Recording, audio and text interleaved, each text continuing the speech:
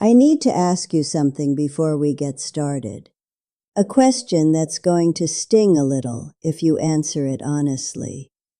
And I need you to answer it honestly, because that's the only way what I'm about to tell you is going to land the way it needs to. Have you ever changed something about yourself, said something, held back something, gave up something that was truly yours, trying to make sure he stayed, trying to be enough so he wouldn't look somewhere else, trying to make yourself indispensable in a way that didn't come from inside you, but from the fear of losing him? If the answer is yes, stay right here, because today I'm going to tell you something nobody has said to you before about what actually makes a man choose one woman above everyone else. And what I'm going to say is not what you're expecting. It's not a list of tricks. It's not a seduction manual. It's a truth about who you are, and about what happens when you stop shrinking yourself to fit into the space someone else is willing to give you. Go ahead and subscribe to this channel right now. Hit the notification bell. Join this community of women who decided to stop making themselves small. And tell me in the comments, have you ever felt like you were trying to be who he wanted instead of who you actually are? Write it out, because that answer is where everything begins. Let's get into it. There is a fantasy that most women carry, and that our culture feeds constantly, about what makes a woman irreplaceable to a man. The fantasy says it's the most beautiful one, or the youngest, or the most available, or the one who never causes problems, the one who never complains, never asks for too much, never has a need of her own that might be inconvenient. And so the woman who believes this fantasy spends years of her life trying to be that thing, trying to be the least uncomfortable version of herself, cutting off her own edges, shrinking her own presence, swallowing her own unhappiness, all to become the woman he won't want to lose.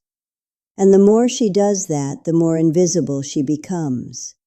Not to everyone, to him. Because what she's offering isn't her anymore. It's a carefully edited performance of someone who doesn't believe she's enough as she is. And men don't form deep attachments to performances. Men attach to people. The first thing that makes a woman genuinely irreplaceable is something that most women believe will push a man away: having real boundaries. Not strategic boundaries, calculated to seem hard to get. Not manufactured limits designed to create artificial value. Real limits, ones that come from a place of genuine self-knowledge and self-respect. A real boundary means you know what you accept and what you don't. And that certainty doesn't need anyone's approval. When he does something that crosses that line, you don't explode. You don't beg. You don't threaten. You simply act in accordance with what you know about yourself. Calmly, firmly, without drama and without caving. You know what happens to a man when he meets a woman like that? First, he's thrown off, because he's used to boundaries bending when he pushes a little, when he persists, when he uses charm or distance to test how far he can go. And when the boundaries don't bend, when he realizes there's an internal structure in this woman that doesn't bow under pressure, something shifts in him. Respect shows up, and with respect comes real attachment. Because a man only deeply attaches to someone he genuinely respects, and he only respects those who respect themselves first. The second thing is even more counterintuitive. It's the ability to let him go, even when you don't want to. I'm not talking about performed indifference. I'm not talking about that game of pretending you don't care when you're actually desperate on the inside. I'm talking about something far deeper. A woman who has enough clarity about herself to know that if he leaves and doesn't come back, she will still be whole. That clarity completely transforms the dynamic. Because the man who's beside a woman who genuinely doesn't need him to be complete experiences something that's rare and unsettling at the same time. He realizes he's there by her choice, not by her desperation. That her presence is a gift freely given, not an anchor thrown out of fear. And this creates in him a need he can never fully name, but feels in his bones. The fear of losing something he knows can never be replaced. Not because she's perfect, but because she's real. Because what exists between them was built with genuine presence, not calculated performance. The woman who can let go is the woman he can't let go of. That's one of the deepest and truest ironies of love. The third thing is having a life that doesn't need him to make sense. I've touched on this in other videos, but here it carries a specific weight. Because when we talk about being the woman he drops everyone for, we're talking about being the woman who creates in him a level of attachment that goes beyond attraction, beyond habit, beyond the comfort of routine. And that kind of attachment doesn't come from a woman who put her entire life on hold for him. It comes from a woman who has passions, projects, friendships, and dreams that stay alive with or without him. Who comes home with stories to tell that aren't about him. Who has her own opinions, her own humor, her own world, and invites him into that world instead of dissolving into his. That woman is interesting. That woman generates curiosity. That woman has something he wants to understand better tomorrow, next week, a year from now. Because she keeps growing. She keeps being someone he hasn't fully figured out yet. And a man who hasn't fully figured out a woman can't stop thinking about her. Can't disconnect. Can't easily picture life without that presence that keeps surprising him.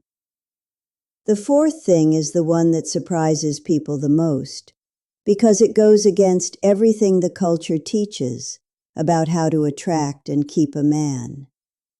Be completely honest about what you want. Not in an aggressive way, not as an ultimatum. In a clear, calm, adult way. Most women learn very early to hide what they want from a man, to pretend they're fine when they're not, to accept less than they need so they don't seem demanding, to not name what they feel so they don't scare him away. And they end up living in a relationship full of half-truths, unspoken expectations, unmet needs that slowly become resentment, which one day explodes with no apparent explanation.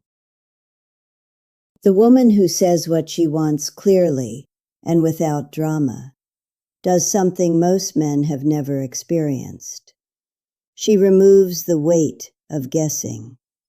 She creates a space where he knows what he's dealing with, where there are no hidden emotional traps, where communication is real and not a test he can pass or fail without knowing the rules.